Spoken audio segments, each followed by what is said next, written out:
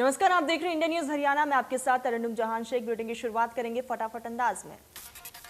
अफगानिस्तान पर कब्जा करने के बाद तालिबान ने आखिरकार नई सरकार का ऐलान कर दिया। संगठन ने मुल्क हसन अनुखात को अफगानिस्तान का अगला प्रधानमंत्री घोषित किया।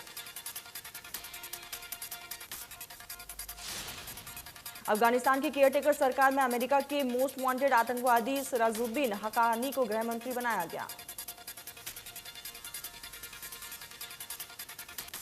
प्रधानमंत्री मोदी की अगुवाई में आज कैबिनेट की बैठक होगी। इस बैठक में कई महत्वपूर्ण फैसले लिए जा सकते हैं। पिछले 10 महीने में चल रहे किसान आंदोलन को देखते हुए मोदी सरकार किसानों को लेकर बड़ा ऐलान कर सकती है। इस बैठक में गेहूं और अन्य फसलों पर एमएसपी बढ़ाने को लेकर फैसला लिया जा सकता है। पीएम मोदी के आवास पर होने वाली इस बैठक में टेलीकॉम और टेक्सटाइल सेक्टर के लिए राहत पैकेज देने के लिए भी फैसला लिया जा सकता है।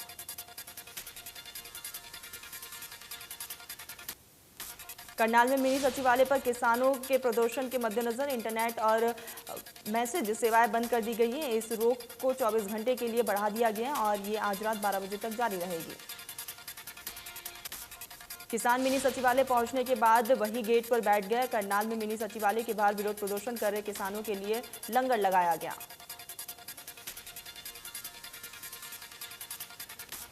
मुख्यमंत्री मनोहर लाल की अध्यक्षता में हुई हाई पावर परचेज कमेटी की बैठक में बिजली मंत्री रंजीत चौटाला, कृषि मंत्री जेपी दलाल, परिवहन मंत्री मूलचंद शर्मा, राज्य मंत्री अनूप धानक मौजूद रहे। बैठक में कई विभागों की खरीद प्रक्रिया पर चर्चा की गई है। सीएम ने बताया कि बैठक में 16 मुद्दों पर चर्चा हुई है, जिसमें 15 आइटम की खरीद फाइनल हो गई है। इसके अलावा सीएम ने जानकारी देते हुए बताया कि हरियाणा रोडवेज की सभी बसों में ई टिकटिंग शुरू हुई है और हर कैटेगरी को पोश मशीन दी जाएगी। कार्ड या कैश में टिकट मिलेगा। संजय भाटिया ने कहा कि कोरोना की तीसरी लहर आने की संभावना बनी हुई है। पहली और दूसरी लहर में देश को नुकसान बेशक हुआ है, लेकिन आज देश पूरी तरह से इस बीमारी से लड़ने को तैयार है।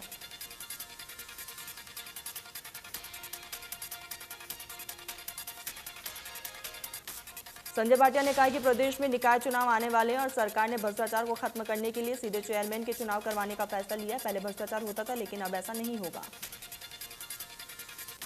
फरीदाबाद और ग्रेटर नोएडा की कनेक्टिविटी में अब आ रही अड़चनों को लेकर केंद्रीय राज्य मंत्री कृष्णपाल गुर्जर जल्द लखनऊ में यूपी के डिप्टी सीएम और संबंधित अधिकारियों से मीटिंग करेंगे। फरीदाबाद में डीसी जितेंद्र यादव ने कहा है कि मंझवाली के पास यमुना पर बनाए जा रहे पुल की डीसी ने बताया कि जेवर एयरपोर्ट से भी फरीदाबाद की कनेक्टिविटी पर जल्द काम शुरू किया जाएगा। जल्द फरीदाबाद के लोगों को बड़ी राहत मिलने की उम्मीद है। सोनीपत में डॉक्टर बीआर अंबेडकर राष्ट्रीय विश्वविद्यालय में हरियाणा के राज्यपाल महामहिम बंडारू दत्तात्रेय ने शिरकत की, जहां उन्होंने डॉक्टर सर्वपल्ली राधाकृष्ण भवन का उद्घाटन किया। उन्होंने अपने संबोधन में संविधान निर्माता डॉक्टर भीमराव अंबेडकर के जीवन से प्रेरित बातों को भी साझा किया और उन्होंने 2 साल पहले शुरू हुए यूनिवर्सिटी के उद्घाटन करने पर खुशी जाहिर की। फरीदाबाद नगर निगम के कर्मचारियों ने वेतन न मिलने से परेशान होकर नगर निगम कमिश्नर के निवास का घेराव किया। कर्मचारियों का आरोप है कि पिछले 2 महीने से उनका वेतन नहीं मिला है, जिसके चलते उन्हें काफी परेशानियों का सामना करना पड़ रहा है। सोनीपत में जल घर में हटाए गए कर्मचारियों ने प्रोटेस्ट किया है। सेक्टर 23 में पश्चिमी क्षेत्र में सप्लाई की जाने वाली पानी की सप्लाई को कर्मचारियों ने बंद करा दिया। कर्मचारियों ने ठेकेदार पर मनमानी का आरोप लगाया और मांग की कि कर्मचारियों को वापस नौकरी पर रखा जाए। 58 कर्मचारियों में से 15 कर्मचारियों को हटा देने के कारण प्रोटेस्ट किया गया है। सितंबर महीने में पहले सप्ताह में ही ठेकेदारों को ठेका अलॉट किया गया। उत्तर भारत में कपास की उत्पादकता बढ़ाने को लेकर देश भर में वैज्ञानिक सिरसा के केंद्रीय कपास अनुसंधान केंद्र में इकट्ठा हो गए। कार्यक्रम की अध्यक्षता CCSHAU हिसार की कुलपति डॉक्टर BR कंबोज ने किया है। कार्यक्रम के दौरान आने वाली समस्या में कटान में आने वाली समस्याओं को लेकर चर्चा की गई। नई तकनीकों, खरीफ फसल में और बढ़ती जाने वाली सावधानियों के बारे में किसानों को जागरूक किया गया, ताकि उत्पादन बढ़े और लगातार काम हो। आईएएस अधिकारी RS ढिल्लों ने भिवानी के नए डीसी के कार्यभार संभाले हैं। RS ढिल्लों 2008 बैच के आईएएस अधिकारी हैं। डीसीआरएस ढिल्लों ने कहा है कि कोरोना की थर्ड वेव से निपटने के लिए तैयारी करेंगे। 95% वैक्सीनेशन का टारगेट है। सभी विभागों के अधिकारियों को निर्देश दिए गए। डॉक्टर्स और बाकी स्टाफ की कमी पर आरएस ढिल्लों ने कहा है कि जिला अध्यक्ष और उच्च अधिकारी से बात कर रहे हैं और हर संभव मदद किया जाए। फरीदाबाद के नवनियुक्त पुलिस कमिश्नर विकास अरोड़ा ने कहा है कि अपराध पर अंकुश लगाना उनकी प्राथमिकता होगी और महिला अपराध पर भी पूरी तरह से लगाम लगाई जाएगी। दिल्ली जयपुर एक्सप्रेसवे पर सेक्टर 15 पार्ट 1 के रोज गार्डन की हालत बद से बदतर हो चुकी। गार्डन की चारदीवारी कई जगह से टूटी हुई है। ग्रीवेंस कमेटी के सदस्य ने इस शिकायत को सीएम मनोहर लाल की अध्यक्षता में होने वाली अगली ग्रीवेंस कमेटी में रखने का आग्रह गुरुग्राम के डिप्टी कमिश्नर यश गर्ग से किया। लोगों का कहना है कि पहले गार्डन हरियाणा शहरी विकास प्राधिकरण के अधीन था, तब इसकी कंडीशन काफी बेहतर थी।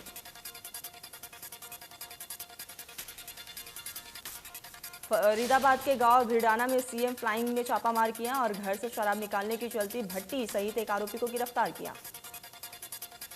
घर में शराब की भट्टी को अंडरग्राउंड फिट किया गया था। सीएम फ्लाइंग टीम को मौके से 60 लीटर शराब बरामद हुई।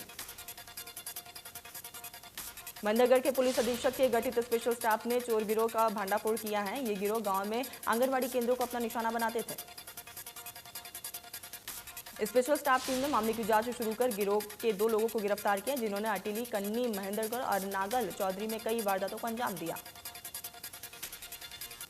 यमुनानगर में शुरू हुई भारी बारिश के चलते शहर जलमग्न हो गया है। बारिश के साथ तेज हवाएं चलने से कई पेड़ टूटकर सड़क पर आ गिरे। बारिश इतनी तेज आ गई कि पानी लोगों के घरों में जा घुसा, जिसके चलते काफी ज्यादा परेशानियों का सामना करना पड़ा। तेज हवाओं के चलते धान की फसल को भी भारी ज्यादा नुकसान हुआ है। फसलों में कई फुट पानी जमा हो गया है और फसलें जमीन पर बिछ गई। गुरुग्राम में सीएनडी वेस्ट घोटाले मामले में जांच रिपोर्ट आमने सामने के बाद नगर निगम प्रशासन की ओर से कार्रवाई नहीं की जा रही। एमसीजी मेयर और पार्षदों ने अधिकारियों पर सवाल उठाए।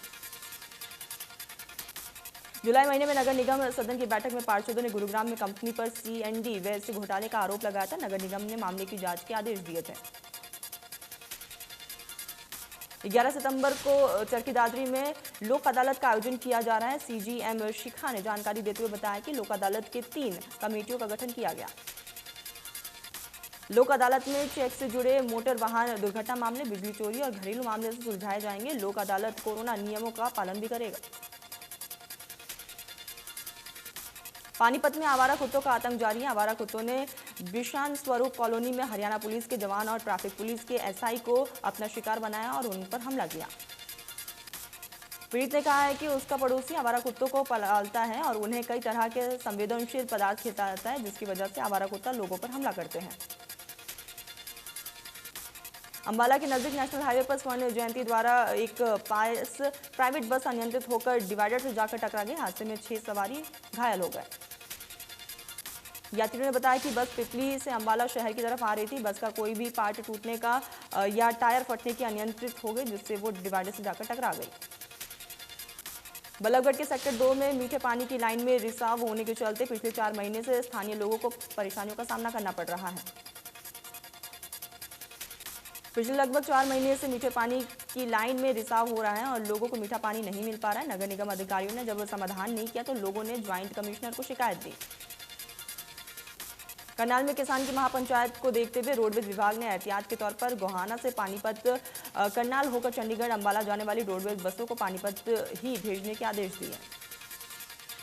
गोहाना से चंडीगढ़ जाने वाली सभी बस को रद्द कर दिया गया है। चंडीगढ़ बसें नहीं चलने पर दूसरे रूटों पर बसों को चलाया जा रहा है। सरकारी राजस्व को घाटे से बचने के लिए लोकल रूट पर बसें चल रही हैं।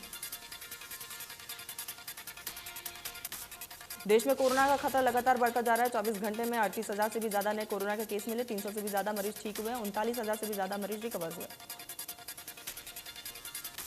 महाराष्ट्र में 24 घंटे में कोरोना के 3,898 नए केस सामने आए। एक दिन में 86 मरीजों ने दम तोड़ा। महाराष्ट्र में अभी करीब 47,000 केस एक्टिव।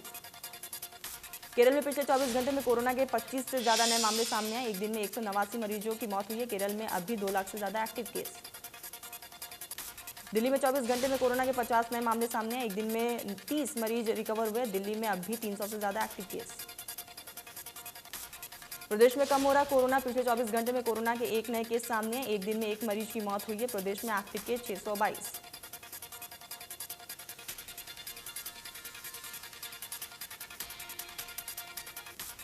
हरियाणा के गृह मंत्री अनिल विज ने सीरो सर्वे की शुरुआत की। अनिल विज बोले, इस महीने में हमें उम्मीद है कि लगभग 70 लाख करीब वैक्सीनेशन हमें जल्द मिलेगी।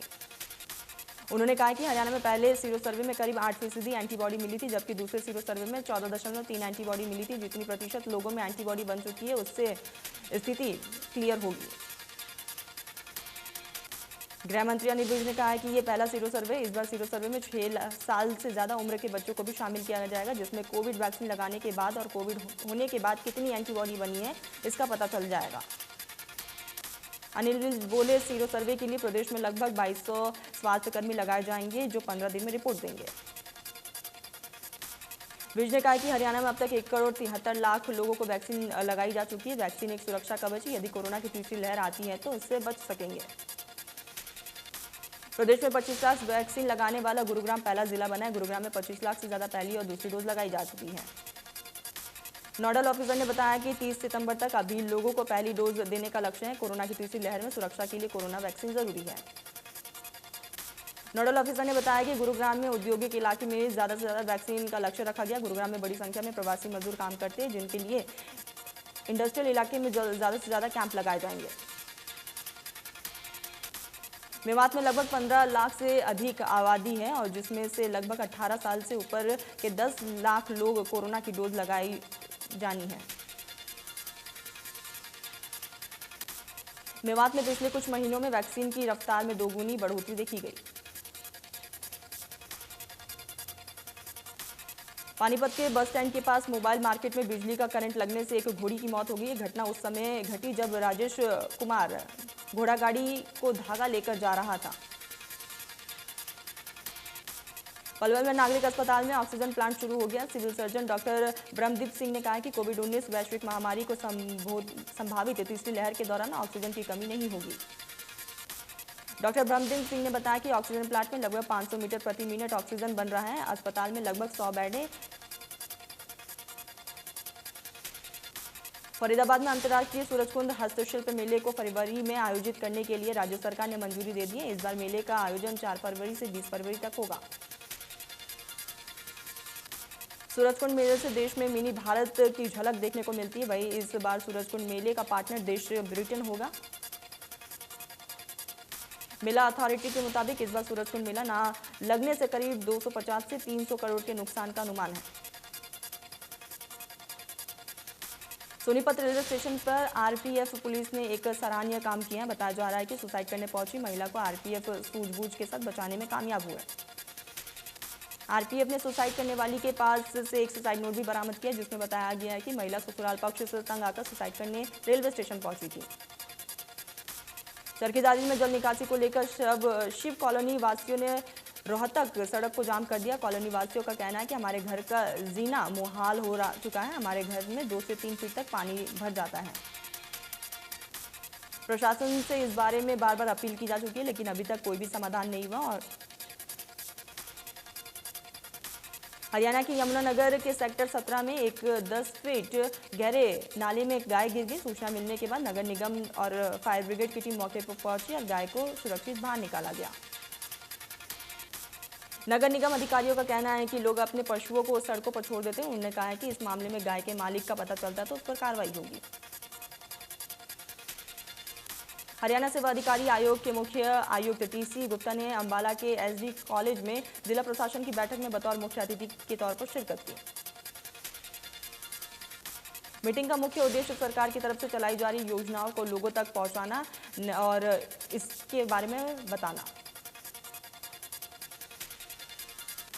केजल के लघु सचिवालय परिसर में सर्व कर्मचारी संघ ने अपनी मांगों को लेकर धरना प्रदर्शन किया। सभी विभाग के कर्मचारी बोले कि जब भी हम किसी विषय को लेकर डीसी से मिलने जाते हैं तो वो बिना मिले ही वापस भेज देते हैं। वही सर्व कर्मचारी संघ का कहना है कि विभाग में खाली पदों पर भर्ती करने और बेरोजगारों को रोजगार की मांग को लेकर सर्व कर्मचारी संघ के सदस्यों ने डीसी को ज्ञापन भी सौंपा। सिरसा में लंबे समय से डेटा एंट्री ऑपरेटर, फार्मासिस्ट और staff nurse, driver, lab technician, research assistant, ward servant, sweeper की सैलरी न आने पर मंगलवार को स्वास्थ्य ठेकेदार कर्मचारियों ने धरना प्रदर्शन किया। उप सिविल सर्जन डॉक्टर बदुराम ने कहा है कि दस्तावेज अपडेट ना होने के चलते सैलरी की दिक्कत आई है, लेकिन अब दस्तावेज अपडेट हो गए, जिसके चलते ये अब दिक्कत नहीं आएगी। इनेलो सुप्रीमो ओम प्रकाश चौटाला ने कहा है कि एलनाबाद विधानसभा क्षेत्र में उपचुनाव में इनेलो को छोड़कर सभी दलों के उम्मीदवारों की जमानत जब्त होगी और इनेलो के प्रत्याशी भारी मतों से जीतेंगे। उन्होंने कहा है कि इनेलो शासनकाल में जिस तरह से उन्होंने पहले युवाओं को नौकरी दी और उन्हें 10.5 साल की सजा हुई है, इसी तरह से वे दोबारा इनेलो की सरकार आने पर पढ़े लिखे युवाओं को नौकरी देंगे, चाहे उन्हें फांसी की सजा हो जाए। जज्जर के पंजाब नेशनल बैंक में एक युवक चोरी की नीयत से बैंक में घुसा था, लेकिन उससे पहले वहां मौजूद कर्मचारियों ने उसे पकड़ लिया और पुलिस के हवाले कर दिया। राजस्थान के जयपुर में आयोजित फिट इंडिया प्रतियोगिता में पलवल जीवन ज्योति ग्लोबल स्कूल के 8 छात्रों ने हिस्से लिया। 26 छात्रों ने अच्छा प्रदर्शन करते हुए 6 गोल्ड मेडल और 2 ब्रॉन्ज मेडल अपने नाम किए। छात्रों की इस उपलब्धि पर स्कूल प्रबंधन की तरफ से फूल मालाएं पहनाकर और मिठाई खिलाकर बच्चों का स्वागत किया गया। स्टार रेसलर और टोक्यो में ब्रॉन्ज मेडल जीतने वाले बजरंग पुनिया गुरुग्राम पहुंचे, जहां उनका जोरदार स्वागत किया। सेक्टर 17 के स्थानीय लोगों ने उनका फूलमाला पहनाकर और साफा पहनाकर स्वागत किया। रोहतक के गड़ी बोहरा में गैस सिलेंडर फटने से एक परिवार के 7 लोग गंभीर रूप से घायल। गड़ी बोहरा की झुग्गी बस्ती में महिला खाना बना रही थी, इसी दौरान यह हादसा हुआ। धमाके की आवाज सुनकर आसपास के लोग मौके पर पहुंचे। सूचना मिलने पर अर्बन स्टेट थाना पुलिस मौके पर पहुंची और दमकल विभाग की गाड़ी को भी बुलाया गया। प्रधानमंत्री नरेंद्र मोदी ने वीडियो कॉन्फ्रेंसिंग के जरिए शिक्षक पर्व के पहले सम्मेलन को संबोधित किया। इस कार्यक्रम के दौरान पीएम मोदी ने शिक्षा क्षेत्र में कई महत्वपूर्ण पहलों को भी कार्यक्रम को संबोधित करते हुए पीएम मोदी ने कहा कि कोरोना में टीचर्स ने चुनौतियों का समाधान किया है, लेकिन अब टीचर्स के पास अपनी क्षमताएं आगे बढ़ाने का अवसर है। पीएम मोदी ने कहा है कि शिक्षक पर्व के अवसर पर कई योजनाओं का प्रारंभ हुआ है। ये इनिशिएटिव इसलिए भी अहम है क्योंकि देश अभी आज़ादी का अमृत महोत्सव मना रहा है। पीएम मोदी ने कहा है कि एक और देश के पास बदलाव का वातावरण है, तो साथ ही नई राष्ट्रीय शिक्षा नीति जैसे अनूठी और भविष्य की नीति भी है। इसीलिए पिछले कई समय से देश लगातार एजुकेशन सेक्टर में एक के बाद एक निर्णय ले रहा है। सुप्रीम कोर्ट ने पेगासस जासूसी मामले में सुनवाई 13 सितंबर के लिए टाल दी है। केंद्र सरकार के लिए पेश सॉलिसिटर जनरल तुषार मेहता ने मामले में नया हल्फनामा दाखिल करने की बात कही। याचिकाकर्ता पक्ष के लिए पेश वरिष्ठ वकील कपिल सिब्बल ने इस पर आपत्ति नहीं जताई है। चीफ जस्टिस एनवी रमन की अध्यक्षता वाली 3 जजों की बेंच ने केंद्र के अनुरोध को स्वीकार कर लिया।